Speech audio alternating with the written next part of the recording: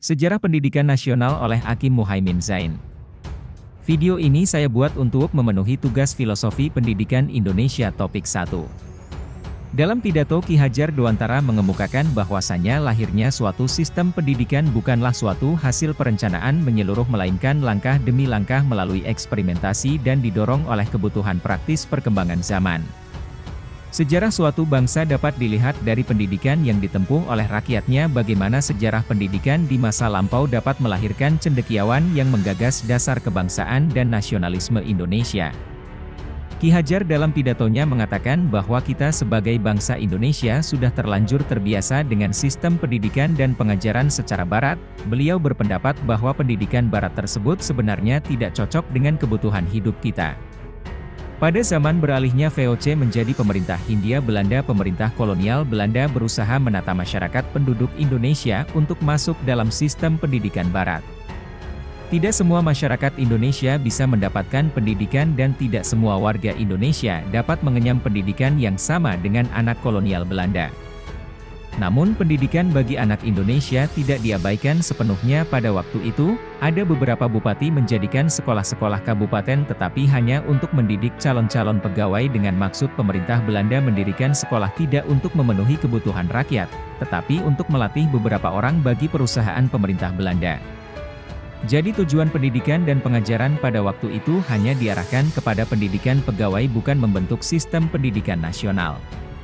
Kebijakan di bidang pendidikan pada akhirnya membawa dampak kontraproduktif terhadap pemerintah kolonial Belanda. Karena dengan munculnya kelompok-kelompok terdidik di Indonesia ternyata menjadi faktor pendorong tumbuhnya nasionalisme Indonesia. Adanya sekolah-sekolah yang mengadopsi sistem pendidikan barat mengunggah rasa empati dengan melihat penderitaan para rakyat kecil dan meningkatnya kesadaran politik orang-orang terpelajar, akhirnya membangkitkan harapan bahwa seorang elit Indonesia akan muncul untuk memimpin gerakan ini.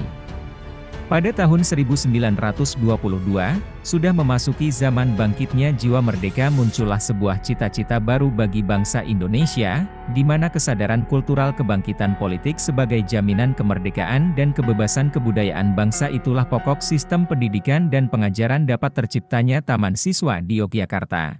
Ruang perguruan tersebut telah tersebar di berbagai daerah di Indonesia dan tidak mendapatkan bantuan subsidi dari pemerintah Hindia Belanda. Kemunculan Taman Siswa merupakan sebuah kemerdekaan dan kebebasan kebudayaan bangsa. Lalu apakah pendidikan Indonesia sudah merdeka? Pendidikan pada zaman kolonial dibatasi oleh kekuasaan dan diskriminasi yang dimana berhak untuk bersekolah adalah golongan tertentu. Sementara zaman sekarang semua warga Indonesia berhak mengenyam pendidikan. Pada zaman kolonial pendidikan digunakan untuk memenuhi kebutuhan bangsa Hindia Belanda. Pihak Belanda mendidik para calon pegawai dan pekerja untuk diberi keterampilan yang cukup namun dengan upah yang rendah. Berbeda dengan sekarang, tujuan pendidikan adalah untuk kepentingan bangsa Indonesia sendiri. Pendidikan saat ini fokus pada peningkatan keterampilan kecerdasan dan dipersiapkan untuk menghadapi tantangan zaman. Dalam kehidupan manusia, seorang tokoh pendidikan Ki Hajar Dewantara menciptakan trilogi yang menjadi 3 hal ampuh dalam pelaksanaan pendidikan kita itu sendiri. Trilogi tersebut yaitu Ing Ngarso Sung Tulodo, Ing Madya Mangunkarso, dan Tut Wuri Handayani. Ada beberapa poin besar yang harus diperhatikan. Yang pertama yaitu pendidikan dan pengajaran. Ki Hajar Dewantara membedakan kata pendidikan dan pengajaran. Menurut Ki Hajar Dewantara, pengajaran adalah bagian dari pendidikan. Pengajaran adalah proses pendidikan dalam memberikan ilmu untuk kecakapan hidup anak lahir dan batin. Sedangkan pendidikan memberikan tuntunan terhadap segala kekuatan kodrat yang dimiliki anak agar ia mampu mencapai keselamatan dan kebahagiaan yang setinggi-tingginya, baik sebagai seorang manusia maupun sebagai anggota masyarakat. Yang kedua yaitu dasar-dasar pendidikan yang menuntun. Ki Hajar Dewantara menjelaskan bahwa tujuan pendidikan yaitu menuntun segala kodrat yang ada pada anak-anak agar mereka dapat mencapai keselamatan dan kebahagiaan yang sepenuhnya baik sebagai manusia maupun sebagai anggota masyarakat. Dalam proses menuntut ini anak-anak diberi kebebasan namun pendidik yang berperan sebagai pamong dalam memberi tuntunan dan arahan agar anak tidak kehilangan arah yang membahayakan dirinya sendiri.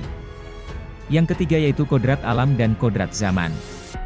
Ki Hajar Dewantara menjelaskan bahwa dasar pendidikan anak berhubungan dengan kodrat alam dan kodrat gambar. Kodrat alam ini berkaitan dengan sifat dalam bentuk lingkungan di mana anak berada.